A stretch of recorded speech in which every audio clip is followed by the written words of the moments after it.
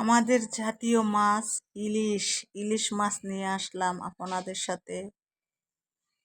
আপনারা দেখে দেখে আমাকে কমেন্ট করে জানাবেন ইলিশ মাছগুলো দেখতে কেমন লাগলো। তাই সেজন্য একটু আপনাদের সাথে শেয়ার করে নিলাম।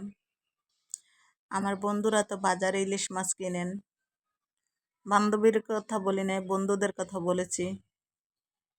তো দেখেন তো ইলিশ মাছগুলো দেখতে কেমন লাগলো। আসসালামু আলাইকুম, সবাই কেমন আছেন? আপনাদের সাথে আছি আমি মা মেয়ে ঘরোয়া ব্লগ। দূরে এবং কাছে আমার প্রাণপ্রিয় ভাই ও বোনেরা, আপুরা বন্ধুরা যে যেখানে আছেন, আশা করি সবাই ভালো আছেন, সুস্থ আছেন এবং নিরাপদে আছেন। আপনাদের ছোট বড় সবার দোয়া এবং ভালোবাসা আলহামদুলিল্লাহ আমি আমার ফ্যামিলির সবাইকে নিয়ে ভালো আছি। আমার দুষ্টু মিষ্টু ভাই ও বোনেরা সবাই চলে আসেন আমার ভিডিও দেখতে। গ্রামের ভিডিও বলে কথা, যদি না দেখেন তাহলে মিস করবেন। গ্রামের ভিডিও দেখতে বেশ ভালোই লাগে, কিন্তু গ্রামের এরকম কোনো দৃশ্য আমি দেখাই না।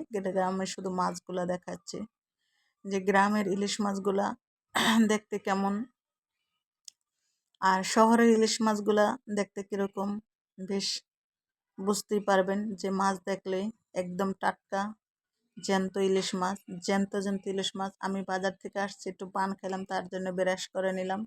বাজারে পান খেয়েছিলাম তাই একটু ব্রাশ করে নিলাম। আর এই তো দেখেন জ্যান্ত ইলিশ মাছ কি সুন্দর। আর কিন্তু আমরা শহরে ইলিশ মাছ খাই, তেমন মজাও লাগে না আর ভালো লাগে না, কিন্তু টাকা বেশি দিয়ে আসি।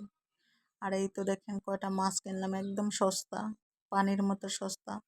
দামের কথা শুনলে তো অবাক হয়ে যাবেন, যে এখানে 2 হালি মাছ কত টাকা দিয়ে কিনলাম, কিন্তু দামের কথা আর বললাম না।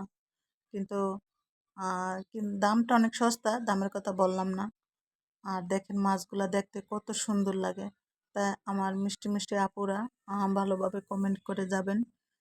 যে কমেন্ট করবেন, কমেন্টের মাধ্যমে জানাবেন যে আজকের আমার এই মাছের বাজারটা কেমন হয়েছে, মাছটা কিনা কেমন হয়েছে।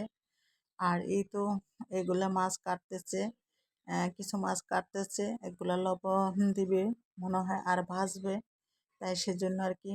তাই সবাই ভালো থাকবেন, সুস্থ থাকবেন। আল্লাহ হাফেজ, আসসালামু আলাইকুম।